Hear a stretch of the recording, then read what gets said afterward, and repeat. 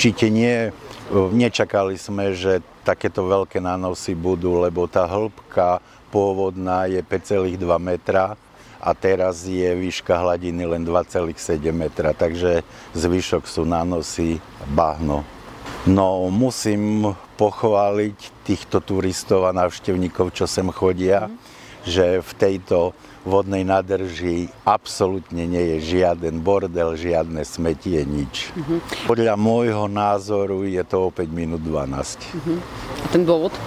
Dôvod, no veď sami vidíte, že tá nádrž je upchatá. Vlastne to je všetko zanesené bahnom a nedá sa ani vypustiť poriadne. Všetko je to zanesené. No určite nie je to pre potapačov, je to biotop určený pre rastlinstvo a živočíctvo. Potapači tu absolútne nemajú prístup. Rozumiem. A ešte tušíte? Áno, to vám môžem povedať presne. Postavili to v roku 1966 a do dnešného dňa sa tu neurobilo nič. Ale môžete sa pozrieť na tú hradzu, ako je perfektne urobená. Naši dedovia to vedeli urobiť perfektne. To nemá vôbec žiadnu chybu.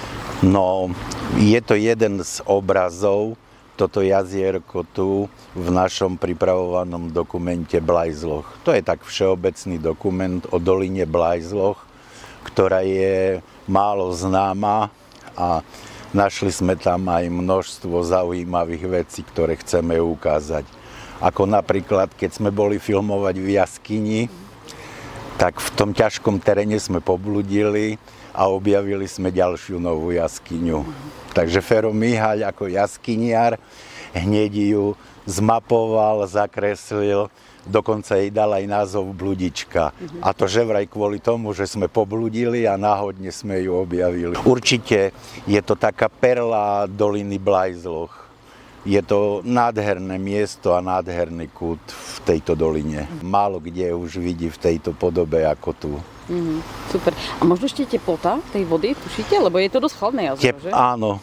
Tak určite to nie je rozhodne pre potapačov ani pre kúpačov, lebo voda je tu okolo 12 stupňov aj v lete.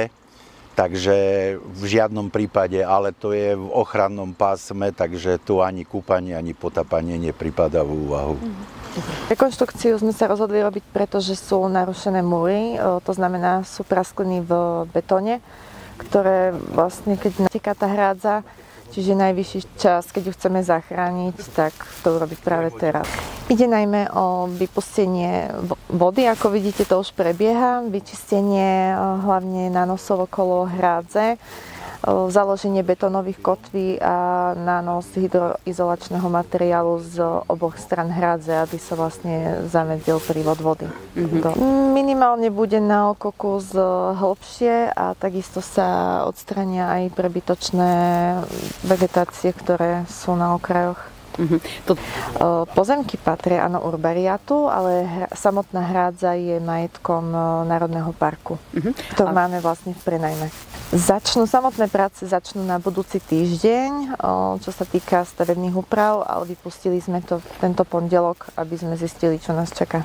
Zistili sme, že nás čaká, áno, presne, kopu práce s čistením, s odstraňovaním nánosov a kalu. Ťažká technika príde asi. Príde ťažká technika, ktorá bude vlastne bagrovať tento materiál.